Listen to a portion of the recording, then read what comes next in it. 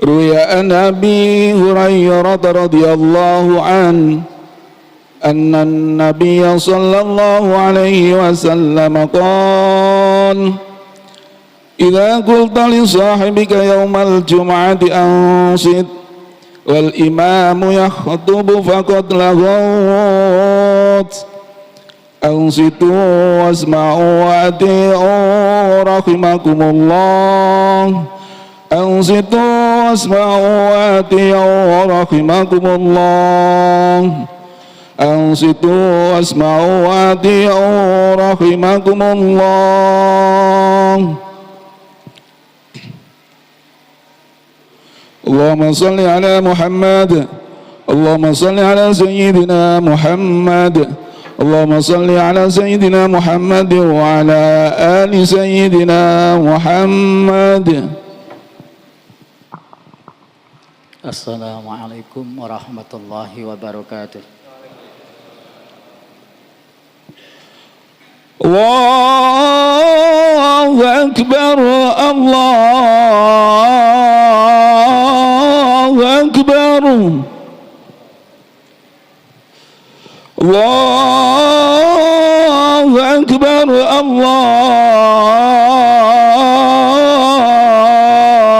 Akbar. أشهد أن لا إله إلا الله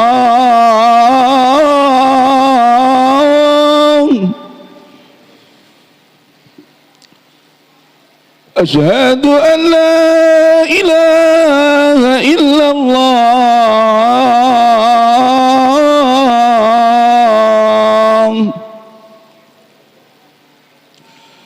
أشهد أن محمد رسول الله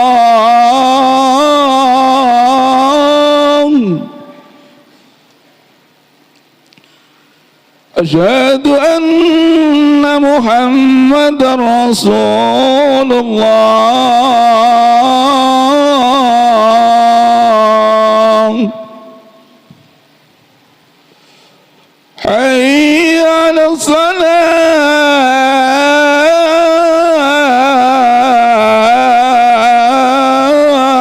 الصلاة حي على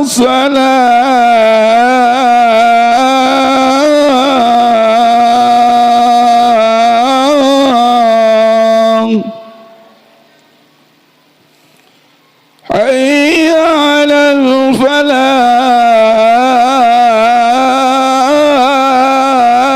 الفلاح حي على الفلاح.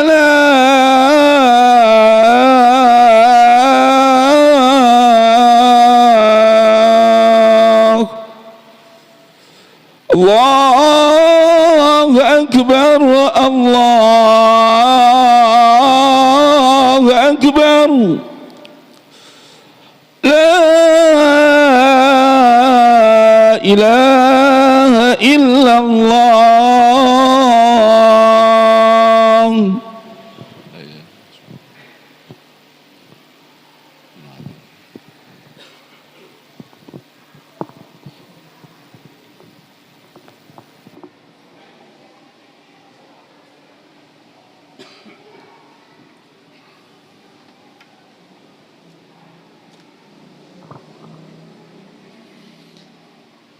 Alhamdulillah Alhamdulillahilladzi a'adda lil mu'minina wal mu'minati jannatin tajri min tahtiyal anhar.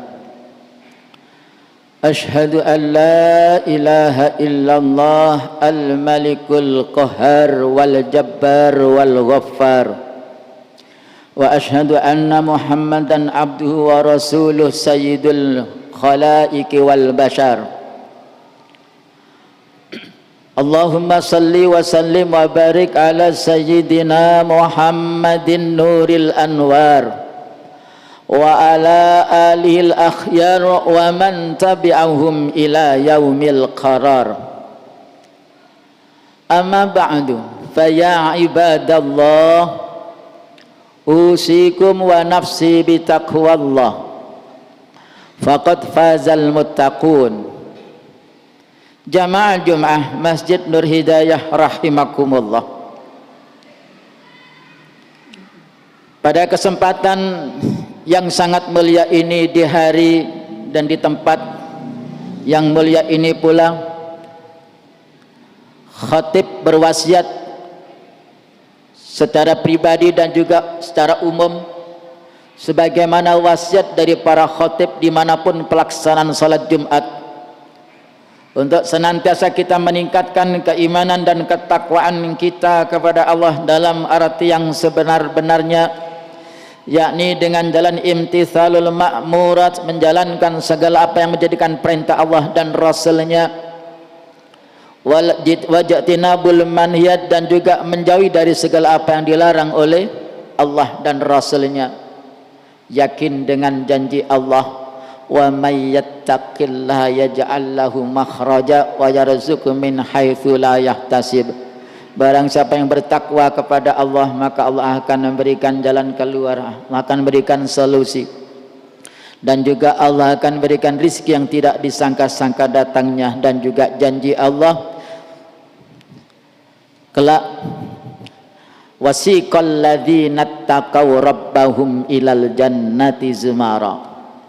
Orang-orang yang bertakwa kelak akan dihimpun, kelak akan digiring oleh Allah secara bergolong-golong sesuai dengan kadar keimanan masing-masing.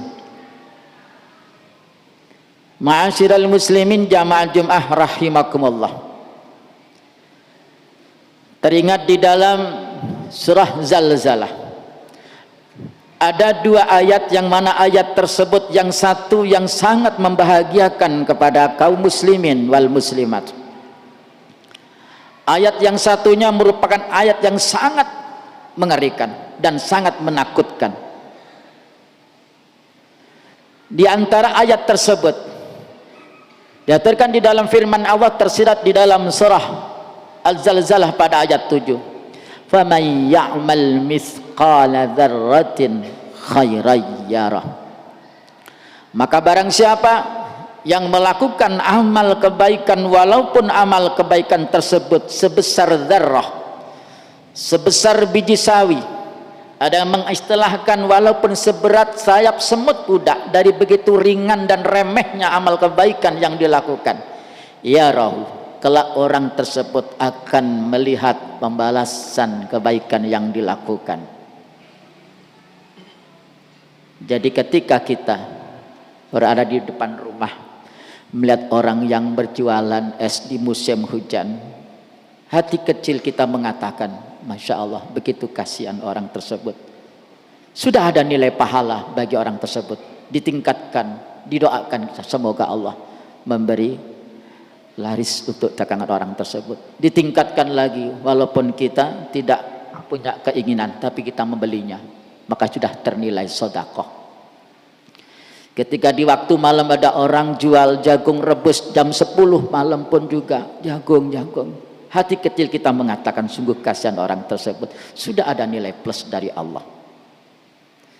Sedangkan ayat yang paling menakutkan dan mengerikan pada ayat kelanjutan, di ayat yang ke-8, wa may ya'mal mithqala dzarratin syarran yarah. Dan barang siapa yang melakukan amal kejelekan, walaupun hal tersebut sebesar dzarrah, sebesar biji sawi, berapa andai kata ditimbang, ada mengartikan walaupun kesalahan tersebut sebesar sayap semut budak, seberat sayap semut budak, yarau, dia akan melihat balasannya. Na'udzubillah. Sehingga pada hadis yang ringkas diaturkan, in kana khairan fa khairun. Apabila orang tersebut melakukan kebaikan, maka kebaikan pula kelak yang akan didapatkan. Wa in kana syarran fa syarrun. Dan apabila orang tersebut melakukan kejelekan, maka kejelekan pula nantinya akan diterima. Na'udzubillah. Ma'asyiral muslimin jamaah Jum'ah rahimakumullah. Ketika kelak kita akan dibangkitkan dari kubur, Dan di waktu itu umat manusia dihimpun pada suatu tempat yang sangat luas, tempat yang datar, sudah tidak ada lagi pepohonan, tidak ada lagi gundukan, tidak ada lagi lubang yang dapat bersembunyi, yaitu di mahsyar. Dan kelak di mahsyar itulah suatu tempat yang padang yang luas, jarak matahari hanya sejarak mailan 1 mil, bukan 1 kil. Di waktu itu sungguh suatu merupakan keadaan yang sangat mengerikan. Dan umat manusia di waktu itu sudah sangat merasakan susah. Di waktu itulah mereka sudah merasakan yauma la yanfa'u malun wala banun.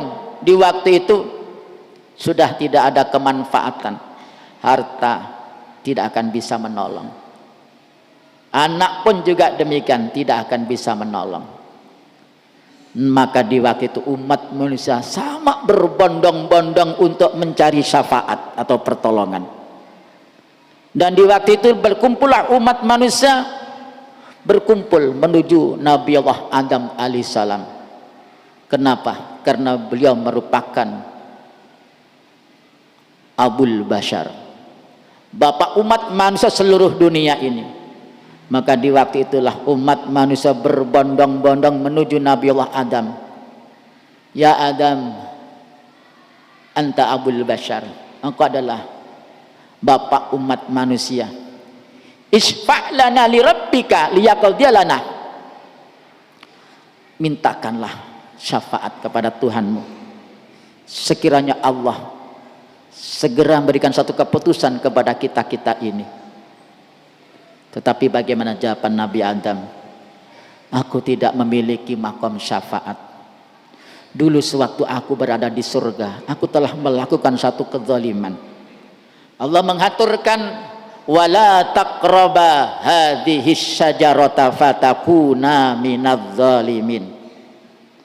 Ketika Allah mengatakan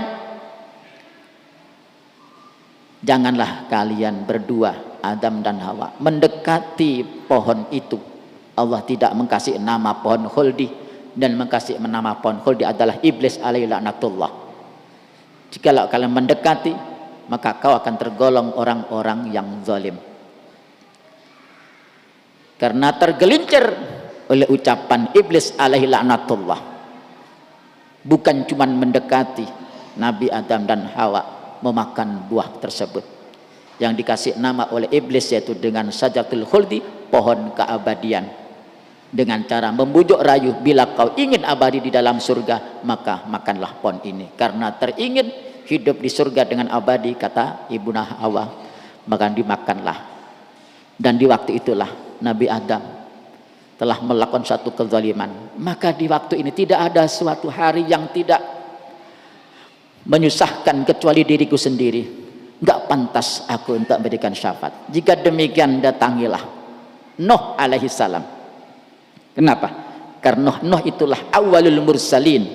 Maka di waktu itu berbondong-bondong umat manusia mendatangi Nabi Allah Nuh alaihi salam. Ya Nuh, wahai Nuh, antas sayyidul mursalin, kau adalah termasuk awalul mursalin, utusan yang pertama setelah musnahnya semua alam ini. Isfa' lana li rabbika liyaqdiya lana, mohonkan syafaat, mohonkan pertolongan kepada Tuhanmu, sekiranya Allah segera memberikan satu keputusan kepada kita-kita. Bagaimana jawaban Nabi Nuh? Aku tidak pantas pula berada di dalam kedudukan makam syafaat tersebut, karena doaku umat manusia tenggelam di dalam lautan banjir bandang sedunia. Gak pantas di situ aku untuk mengkasih syafaat. Oleh karena itu Rasulullah ketika ditimpa berbagai macam ujian, apa doa Rasulullah? Walaupun doaul anbiya mustajabatun, doa para nabi mudah dikabulkan, tetapi doa Rasulullah mustaqbaun, tersimpan, bukan diumbar. Rasulullah malah berdoa, Allahumma hdi qaumi fa innahum la ya'lamun. Ya Allah, berilah petunjuk kepada kaumku karena mereka tidak tahu bagaimana aslinya surga, bagaimana aslinya kengerian neraka. Bukan berdoa jelek, tetapi Nabi Nuh, ya Allah tenggelamkanlah umat-umatku yang zalim. Maka dia tenggelam semua umat Nabi Nuh yang zalim. Maka aku tidak pantas untuk memberikan syafaat. Jika demikian, datangilah Ibrahim alaihissalam. Dia selaku Khalilullah, sebagai kekasih Allah. Maka di waktu itu berbondong-bondong manusia untuk mendatangi Nabi Ibrahim alaihissalam. Pun juga demikian Nabi Ibrahim mengatakan, aku pun juga tidak pantas berada pada kedudukan makam syafaat. Kenapa? Karena seumur hidupku aku telah melakukan kedustaan 3 kali. Kebohongan Nabi Allah Nuh alaihissalam yang pertama ketika diajak untuk beribadah ke kelenteng untuk menyembah berhala, Nabi Ibrahim mengatakan faqal inni sakim, aku sakit. Nabi Ibrahim pura-pura sakit. Sedangkan kebohongan atau kedustaan yang kedua yang dilakukan oleh Nabi Allah Ibrahim ketika beliau berjalan bersama istrinya yang cantik, yaitu Siti Sarah, bertemu dengan Raja Namrud. Siapa itu? Nabi Ibrahim mengatakan, ukhti, ini saudara perempuanku. Nabi Ibrahim berkelit mengatakan, ini saudara perempuanku. Kenapa? Apabila Nabi Ibrahim mengatakan ini istriku, sedangkan istri raja kalah cantik, maka diambillah istri tersebut. Sedangkan kebohongan yang ketiga yang dilakukan oleh Nabi Allah Ibrahim ketika dituduh telah menghancurkan berhala, Nabi Ibrahim pun juga berkelit, yaitu dengan berhala yang dikawingi dengan kapak. Maka aku tidak pantas untuk memberikan syafaat, dan tidak ada hal yang menyusahkan kecuali diriku sendiri. Jika demikian, datangilah Musa alaihi salam. Dia selaku kalimullah, hamba Allah yang bisa bercakap langsung dengan Allah. Maka datanglah umat manusia di waktu itu berbondong-bondong mendatangi Nabi Allah Musa alaihissalam. Pun juga sama jawaban Nabi Musa, aku pun juga tidak pantas. Sewaktu umat mengatakan, ya Musa isfa'lana li rabbika liyaqdiya lana, wahai Musa, mohonkan syafaat kepada Tuhanmu sekiranya Allah memberikan keputusan kepada kami. Nabi Musa juga menjawab sebagai nabi-nabi sebelumnya, aku pun tidak pantas berada di kedudukan makom syafaat, karena aku pernah membunuh yang tidak ada haknya, yaitu membunuh. Karena di waktu itu Nabi Musa melihat 2 orang yang bertengkar. Di waktu itu Nabi Musa dari golongan kaum Bani Israel dengan kaumnya Fir'aun dari kaum Kipti. Di waktu itu Nabi Musa menempeleng dari kaum Kipti, kaumnya Fir'aun. Di waktu itu Nabi Musa menjadi putra mahkota Fir'aun, ditempeleng kemudian meninggal. Maka di waktu itu tidak ada sesuatu pun yang menyusahkan kecuali diriku sendiri ini. Jika dia mendatangilah Isa alaihi salam. Kenapa? Karena Isa lah dikatakan sebagai ruhullah, rohnya Allah, lahir tanpa bapak. Di waktu itu maka berbondong-bondong umat manusia mendatangi Nabi Allah Isa alaihi salam. Ya Isa, anta ruhullah, isfa' lana li rabbika liyaqdiya lana. Wahai Isa, kau selaku ruhullah, mohonkan syafaat kepada Tuhanmu sekiranya memberikan suatu keputusan bagi kita-kita ini. Nabi Isa pun juga merasa malu untuk mendapatkan makam syafaat. Kenapa? Karena Nabi Musa dan ibunya dikatakan sebagai Tuhan selain Allah. Jika demikian, datangilah Muhammad alaihissalam. Dia selaku khatamun nabiyyin, selaku penutup para nabi, dan beliaulah yang berhak untuk mendapatkan makam syafaat. Maka di waktu itulah berbondong-bondong umat mendatangi Nabi Musa. Maka di antara yang merupakan makam syafaatul uzmah adalah Rasulullah sallallahu alaihi wasallam. Beliau selaku sayyidul mursalin, pimpinan para rasul. Dia dikatakan, bila dikatakan sebagai khairul anbiya, sebaik-baik para nabi, dan kita sebagai umatnya dikatakan sebagai khairul ummah, sebaik-baik umat. Maka di waktu itulah Nabi Muhammad akan memberikan syafaat. Di waktu itu, man dalladzi yashfa'u indahu illa bi'idnih, orang yang memberikan syafaat adalah orang yang mendapatkan izin dari Allah. Di antaranya adalah Nabi Muhammad sallallahu alaihi wasallam. Dan di antara dalam beberapa keterangan dalam kitab Tambihul Ghafilin ada 5 golongan yang akan bisa memberikan syafaat kelak di hari kiamat. Tetapi syafaatul uzma adalah dari Rasulullah Muhammad sallallahu alaihi wasallam yang terbesar. Kemudian yang kedua adalah para nabi-nabi, tetapi tidak sebesar dari syafaatnya Rasulullah. Kemudian para ulama. Kemudian siapa lagi? Yang keempat adalah anak yang soleh. Yang kelima apa? Yaitu Al-Quran. Sebagian dalam sabda Nabi Muhammad sallallahu alaihi wasallam diaturkan, Iqra'ul Quran fa innahu ya'ti yaumal qiyamati syafi'an li ashabi. Bacalah Al-Quran walaupun kita tidak tahu apa artinya, walaupun kita tidak paham apa yang kita baca, kita cuma sekedar membaca. Bacalah Al-Quran. Kenapa? Maka Al-Quran tersebut kelak di hari kiamat akan datang dengan wujud yang begitu indah untuk beri syafaat kepada orang yang mengamalkan, orang yang membaca Al-Quran. Oleh karena itu, dari apa yang saya aturkan, berusahalah dan berusaha kita untuk melakukan atau dengan berusaha untuk menjadi orang yang iman dan takwa, dengan menjalankan segala perintah Allah dan Rasulullah dan menjauhi segala apa yang menjadi larangan Allah dan Rasulnya. Dan yang kedua, kita berusaha dan berusaha untuk menjadikan orang yang begitu tinggi mahabbah kita kepada Rasulullah Sallallahu Alaihi Wasallam. Kenapa? Karena Rasulullah inilah di antara yang merupakan akan berikan satu syafaatul uzmah yang terbesar kelak. Bahkan Nabi Adam pun ketika bertanya, ya Ilahi, nikmat apakah yang panjenengan turunkan? Nikmat yang terbesar yang aku turunkan adalah biwujudi Muhammadin sallallahu alaihi wasallam, yaitu wujudnya Nabi Muhammad merupakan suatu kenikmatan yang terbesar yang kuturunkan. Kenapa? Allah pun juga menghaturkan dalam hadis qudsi, laula Muhammad ma khalaqtuka wa ma khalaqtul jannah. Wahai Adam, jikalau tidak karena Muhammad, aku tidak akan menciptakan engkau Adam. Berarti pun juga para rasul juga karena adanya Nabi Muhammad. Dan aku tidak akan menciptakan surga. Dalam hadis qudsi yang lain, laulaka ma khalaqtul aflak. Jikalau tidak karena engkau Muhammad, jikalau tidak karena engkau Muhammad, aku tidak akan menciptakan alam dunia seisinya ini.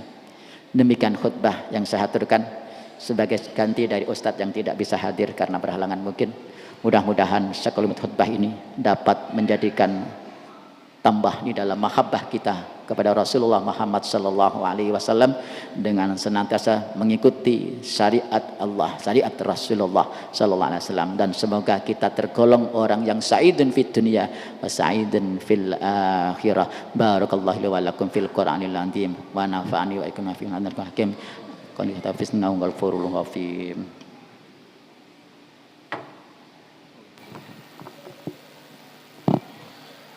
اللهم صل على سيدنا محمد وعلى آل سيدنا محمد.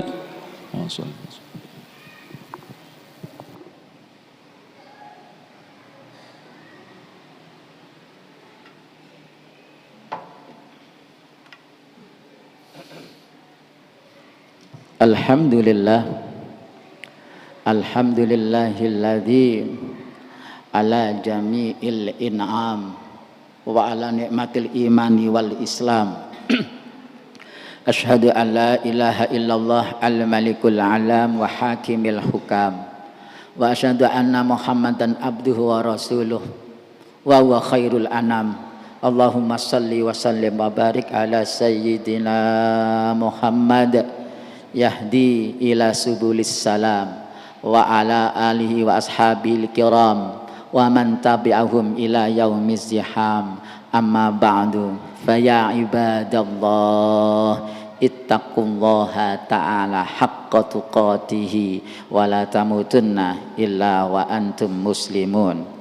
Wa qala Allah ta'ala fi kitabihil karim, a'udzu billahi minasy syaithanir rajim, bismillahirrahmanirrahim. Inna Allaha wa malaikatahu yusalluna 'alan nabi ya ayyuhalladzina amanu sallu 'alaihi wa sallimu taslima. Allahumma salli wa sallim ala sayyidina Muhammad wa ala ali sayyidina Muhammad.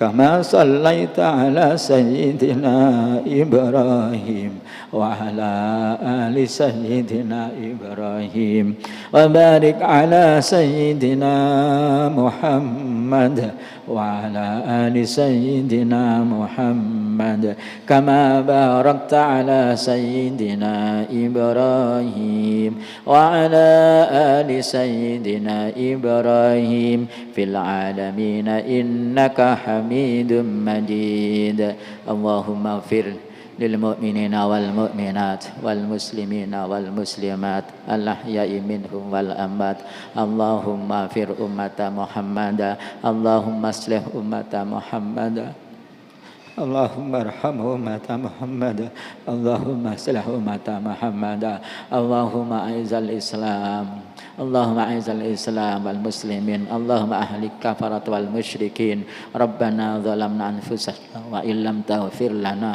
وترحمنا لنكونن من الخاسرين ربنا هب لنا من أزواجنا وذرياتنا قرة أعين واجعلنا للمتقين إماما اللهم اشفع لنا بشفاعة النبي محمد صلى الله عليه وسلم وبشفاعة القرآن يوم القيامة ربنا آتنا في الدنيا حسنة وفي الآخرة حسنة وقنا عذاب النار وأدخلنا الجنة مع الأبرار يا عزيز يا غفار وصلى الله على سيدنا محمد وعلى آله وصحبه وسلم والحمد لله رب العالمين عباد الله إن الله يأمر بالعدل والإحسان وإيتاء ذي القربى وينهى عن الفحشاء والمنكر ولذكر الله أكبر والله يعلم ما تصنعون أقيموا الصلاة